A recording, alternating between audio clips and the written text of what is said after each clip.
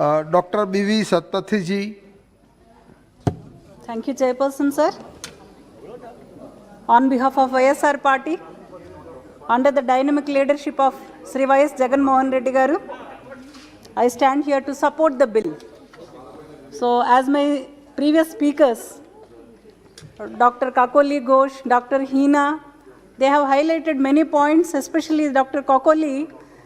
I felt like hearing in my gynecology classes in my post-graduation, and it's a pleasure be with you all.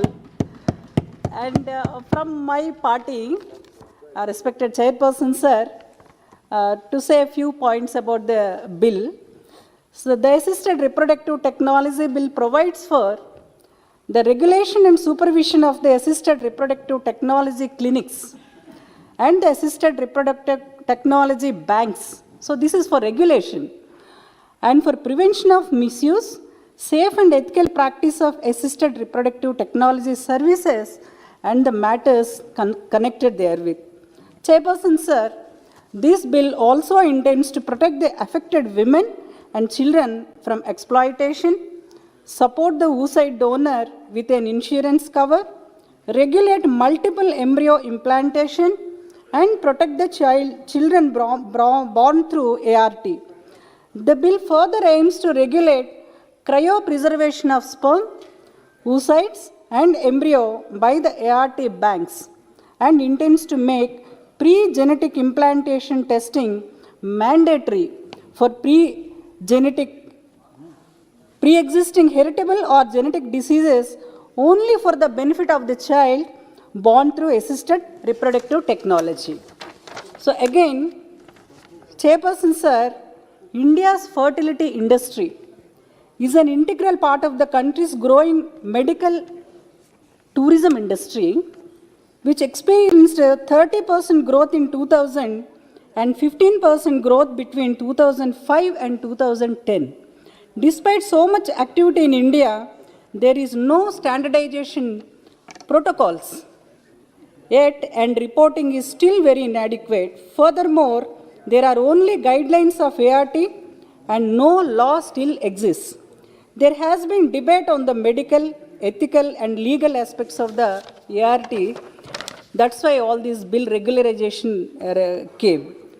So to mention a few points, the bill provides that every ART clinic and bank must be registered under the National Registry of Banks and Clinics of India. The National Registry will be established under the bill and will act as a central database with the details of all ART clinics and banks in the country. State governments will appoint registration authorities for facilitating the registration process also.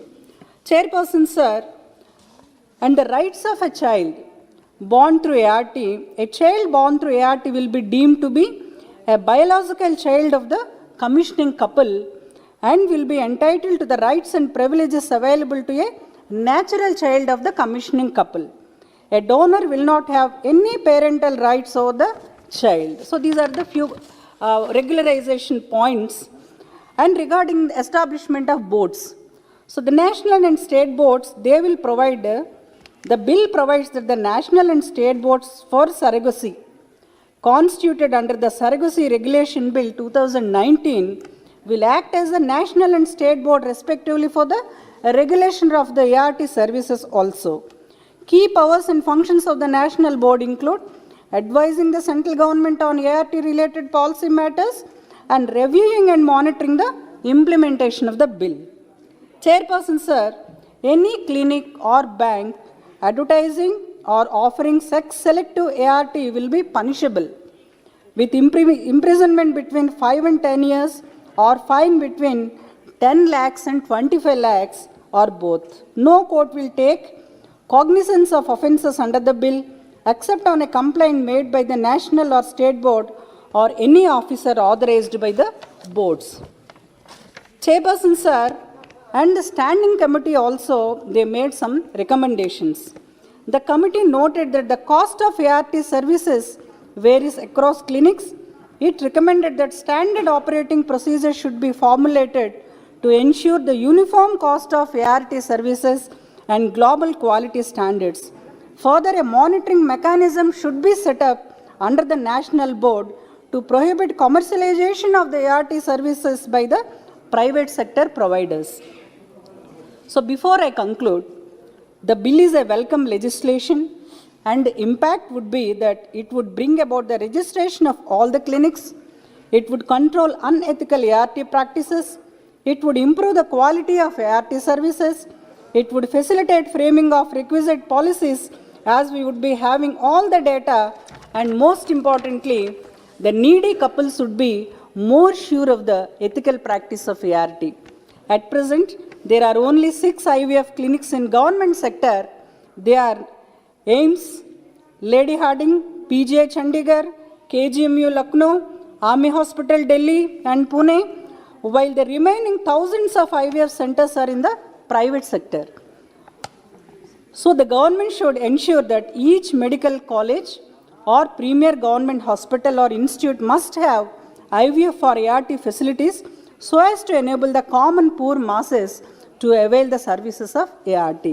So before I conclude, Honorable Chairperson Sir, from our state of Andhra Pradesh, I would like to highlight that post-bifurcation of the states, because the Honorable Health Minister is also here, absence of Tier 1 cities in Andhra Pradesh has resulted in no scope for private healthcare sector to offer super specialty healthcare services in the state. And this is only possible through setting up of public sector institutions. Hence, I would like to request the government through you to approve the proposals for 13 new medical colleges requesting for sanction that have been submitted already by our Honorable Chief Minister Sri Y.S. Jagan Mohan Reddy Garu. Thank you very much for giving me the opportunity to respond on this bill. Thank you very much.